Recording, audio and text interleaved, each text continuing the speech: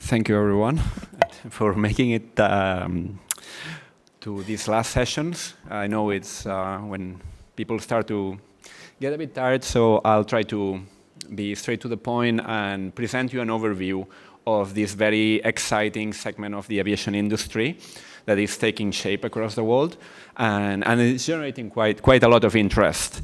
So just one second. Just before we start, a few words about myself. I've been covering the aviation industry for a number of international media outlets.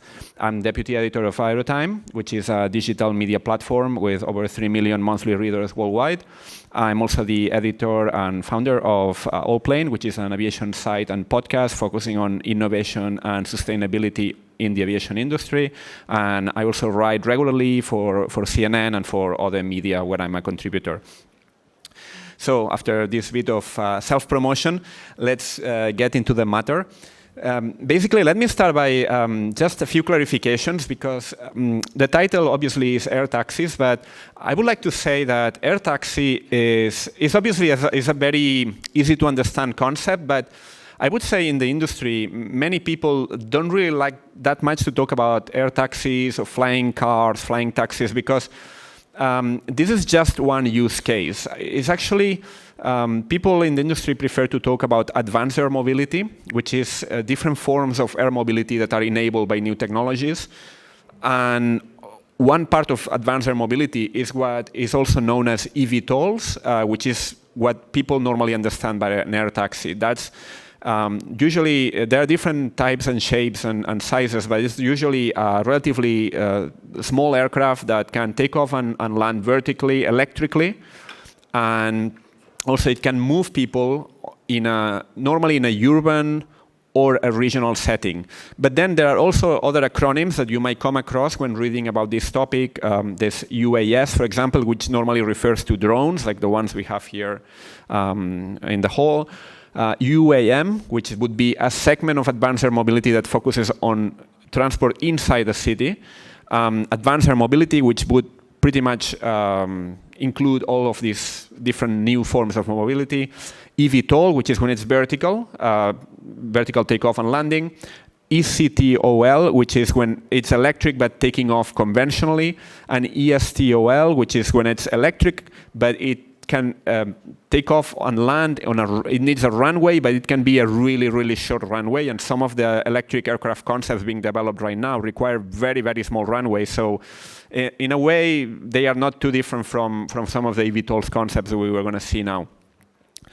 So just this is becoming a bit of a classic now in the industry. Comparing to this series in the 1960s, there was this animation series called The Jetsons that became a bit, I've never watched it, I'm too young for that, but it became a bit of a cultural phenomenon. And now many references to the advanced air mobility world include some reference to The Jetsons, which is basically people, it was a family moving around in a sort of like a personal family spacecraft. And this was a bit fantasy for a long time. Even like people like Peter Thiel, famous Silicon Valley investor, once said that, well, they promised flying cars, but we just got 140 characters referring to social media, things like Twitter, Facebook, which is where most of the technology action was in the last decades, the last decade of this century. But actually, some people did actually build flying cars, and this is, for example, the one in the picture is made in Slovakia, and it has flown. It got even certified in Slovakia in 2022. And this is just one example, because there are other people also working on things that are literally a car that can be driven on the road, and then you deploy wings and it can fly. But this is just a small segment of the advanced air mobility industry. It's actually a niche. So what we're going to talk mostly here is about things like this, like Joby, which is what we more typically understand as an air taxi. This is an aircraft that can carry, in the case of Joby, 4 people plus a pilot. and that can move on a radius of around 100, 150 kilometers, although most use cases are much shorter. Just a reference here, a flying car from the 1950s. That's a concept that was developed by Ford. It never really went beyond prototype. But then in 2009, NASA created this concept called the Puffin, kind of weird-looking personal aircraft. But also in 2009, it's when Joby was founded. So Joby right now it's a company that has raised more than $1 billion in funding, and it's actually flight testing this beautiful aircraft here that is working fine. And if it gets a certification, it should enter service between a couple of years. So. In fact, we get right now over 200, 250 companies developing eVTOLs at the moment, all over the world. As you can see, many different shapes, concepts. Actually, there's a website called, well, it's an organization called the Vertical Aerospace Society that tracks everything that goes in this segment. And they have a list, they have a database of projects in advanced air mobility. And I was checking the other day, and there's close to 1,000 now. These 1,000 includes many different versions, some projects that were abandoned. So it's not 1,000 that are being developed right now, but there's a few hundred that are currently ongoing. So that means a lot of creative energy going right now into this sector, a lot of entrepreneurial energy. And what's really different this time? Because obviously vertical takeoff and landing has been around for a long time. Helicopters exist since the Second World War. Even in New York, they used to have a helicopter service where you can move around by helicopter, go to JFK Airport, for example. But this was discontinued in the 1970s after a crash. And basically, helicopters have remained a niche. Well, it's a niche. It's a big market, but it's not something that people use on a daily basis. Most people don't use on a daily basis to move around cities, in part because of some technical issues that the eVTOLs, and that's what's different. What's different? Well, technology. This new technology of this new generation of eVTOLs, they might look a bit like helicopters, but they have a few things that are different. And what's different is, first, that they are electric, and this comes with a number of different implications. The noise is much lower. For example, Joby made published some tests they did, and it was considerably lower than a helicopter. Electric also, in terms of energy consumption, the cost of this energy, it's different. Also, in terms of the architecture, also safety, because helicopters, let's say that they don't have the best track record in the aviation industry, although they are safe in general, but eVTOLs can be safer in part because of redundancies. You will see that many of them have multiple rotors, and that means a lot of redundancy built in by design. And also the cost. Helicopters can be pretty expensive to operate. Sometimes they are in the hundreds of dollars per hour of flight time. And eVTOLs, what they promise is that they might bring down the cost to the cost of actually of a taxi, or a premium taxi if you want, but something that a lot more people can use. There are some estimates, they say something around the $3–4 per person per kilometer that could go down if autonomy is achieved, which autonomous flight is something we'll see later in another slide. It's a step farther, but it's feasible in principle, and some people are already working on it. So cost is a key factor here in making this a more, let's say, mainstream thing. Different approaches, different technologies, and that's what makes it interesting as well. It's a bit like in the 1920s when people were experimenting with different types of aircrafts, biplanes, monoplanes, airships. Right now also people are experimenting with different architectures. So there's still rotor, which is basically it's when the engine is shifted from horizontal to vertical position. So you can, depending on which stage of the flight you are in. Vector thrust is a bit similar thing. You move the position of the engine so that it basically moves either horizontally or vertically.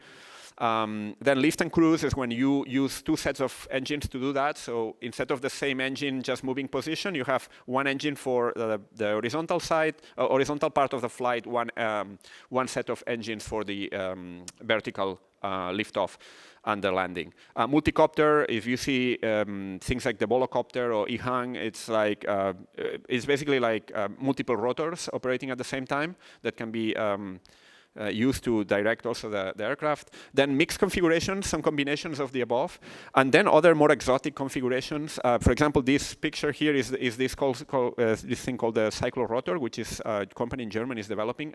I'm not even sure how this works, but they use these sort of barrels they move these barrels to make this fly. So it's another completely different concept. Then also, what's interesting is that you have multiple use cases.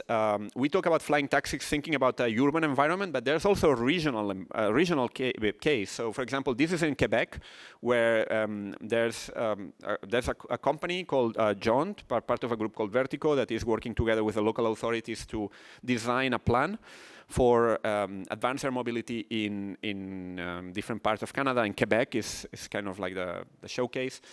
And on the left side, you see Montreal. That's the city of Montreal, and possible routes you can have in Montreal with these air taxis, quote unquote. And on the right side is in the whole province of Quebec, where you might have these routes that cover distances of 100, 150 kilometers, which are too short for a conventional aircraft, not efficient for a conventional aircraft, but maybe a bit too long to do regularly on ground transport. And of course, there are other business cases as well. Could be also search and rescue, military, cargo, sightseeing. For example, EHang, which is one of the eVTOLs that is closer to like a mainstream entry into service. It's actually a two-seater that it's right now the main case is actually for sightseeing flights.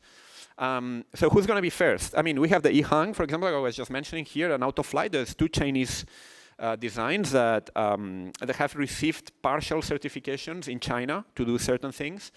Then in the US, we have some of the forerunners, companies like Joby that I mentioned earlier, Archer, Beta Technologies. All of these have raised close to $1 billion or even more than $1 billion, and they are doing already advanced flight testing. In Europe, we have Lilium and Volocopter, both in Germany. They are also doing flight testing right now.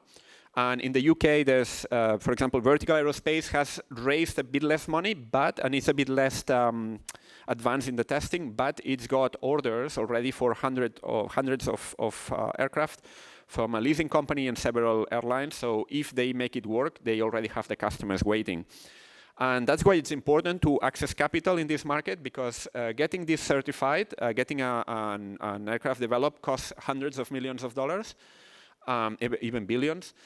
So here we have the amounts that some of these leaders have raised, which in some cases are above $1 billion and counting, because it's not over yet. They still need, some of them need to raise more money to keep going.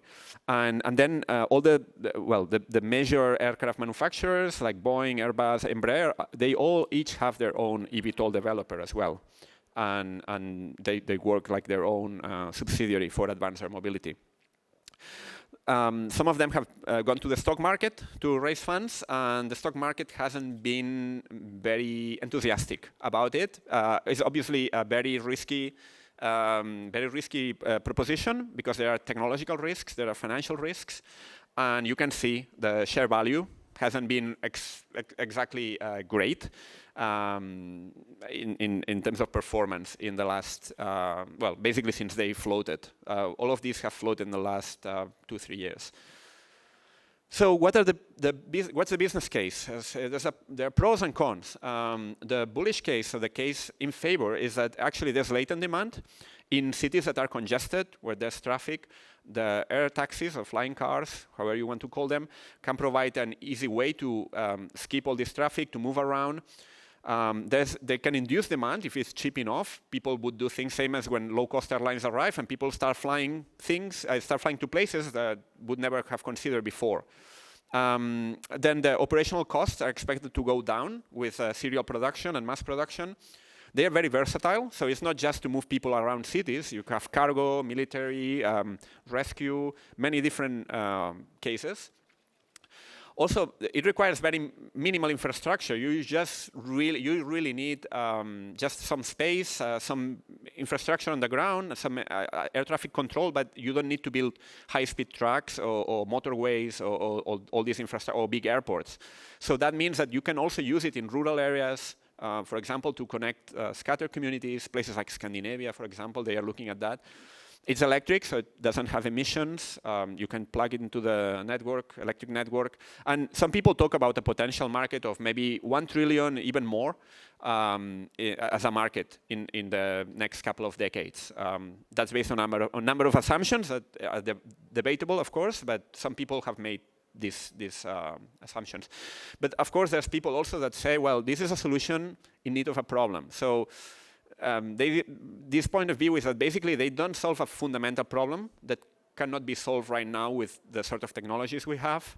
Also, they require a high capital expenditure. Each of these advanced eVTOLs can cost millions of dollars. So it's not clear if it's feasible for the operators to finance this, whether they're going to make a profit, it's just going to destroy value. This is not clear yet. Is too much optimism on the technological side? Well, maybe. We have the problem that batteries are not, right now, batteries work, but they are severely limited in range. The assumption is that they will improve, but there's no warranty that they will improve to the levels that will keep just bringing costs down all the time. I personally think they will improve, but we don't know. I mean, it can take years to happen. Also, regulations and what I would call the NIMBYism, so that's not in my backyard. So, for example, when they wanted to do a test in Paris for the Olympics, there was an idea to make these flights in Paris with a volocopter, and this project started getting criticism from politicians saying that this was elitist, this was a waste of money, etc. Also, people might complain because they have things flying overhead, whether it's risky. So there's a bit of a risk there that they don't allow it to happen. Like the Concorde, for example, in the 70s was not allowed to fulfill its potential in part because of regulations, because they didn't let it to be used in the best use cases. So maybe this could happen here as well. There are places where the authorities are really committed, like the UAE, for example, or some parts of China, but in other parts, in Europe, it's not so clear, for example. So that's another risk that we need to take into account. Some people try to overcome some of these issues. For example, on the technology side, problem with batteries. Well, for example, Beta Technologies has developed an eVTOL version, which means that it can take off conventionally. That reduces some of the main problems with batteries, is that they consume the most of energy when you have to lift the aircraft off the ground and hover. So if you take off conventionally, you spend less energy, you have more range, so you have more use cases. That's one possibility.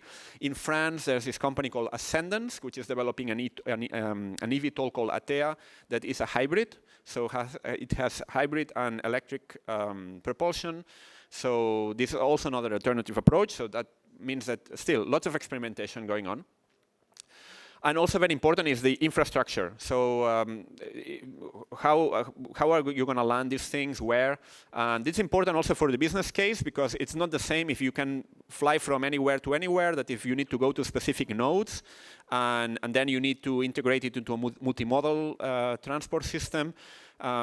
Which might be less efficient in terms of time. Also, what's the business model of the vertiport and things like security, for example? Is it going to be like airports right now, where you have to spend lots of time in controls and verification, stuff like that? Or would it be like a taxi, where you just come in and just fly?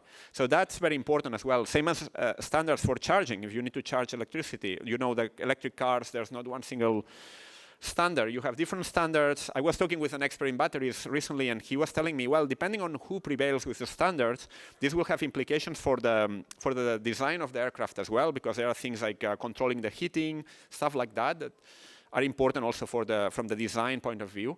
So there's still all of the ATC, how you control all these things flying in an urban environment. So in some places they have these designated corridors. In some other places maybe it's not necessary. All of these are open questions. Many of these things, even the most experts of the experts don't know, because there are many things that are political, technological, and business. And all of them interact with each other, and there's not a single answer. And the answer might be different in different parts of the world as well. Where are we going to see eVTOLs first? Well, as I said, the Paris Olympics were said to be the first major public occasion, but I think that's a bit doubtful now. Politically, and also because of, also I'm not sure that it's prepared yet to carry people in normal situation. Osaka Expo in 2025 is another potential option because there are a few eVTOL developers that are now talking with the Japanese authorities to actually showcase them at the expo. In China, they are already testing some stuff in the area around Guangzhou. Dubai and Abu Dhabi are committed also to make it happen in the next couple of years. Maybe Belgrade, 2027, why not? It could be another place to showcase eVTOLs, and maybe, depending on how it goes elsewhere, it could be like a launch spot in Europe as well. This is just Dubai, for example, I was mentioning. Design as a network. You can see the proposed vertiports, how the vertiports would look like, more or less. And this will be connected a bit as a public transport network with Joby aircraft shuttling between them. And just finishing, airlines, logistic operators, even car makers are interested in this space. They are investing. It's not clear yet whether airlines will use it as a feeder to their operations. Will they develop them as separate subsidiaries for regional travel? It's not clear. I mean, it's like many things in this space. It's still many open questions. All the options are open. Car makers, interestingly, are actively investing. Toyota is invested in Joby. Stellantis has an agreement with Archer. So after all, there will be flying cars because some of the techniques used to produce cars will be applied to eVTOLs. And finally, autonomy. If you take out the pilot off the equation, you can reduce the cost by around 25%. And that's very important if you want to make it mainstream, make it like a taxi. This Whisk is a Boeing subsidiary that is testing this autonomy. It's not there yet. I think technologically they are pretty advanced, but there are going to be even more regulation issues and all the stuff that will require time. But eventually it's going to happen, I think. And yeah, that's pretty much it. So if you have any questions, feel free. Here are my contact details. Feel free to drop a line, connect on LinkedIn, whatever. Yeah, thank you very much.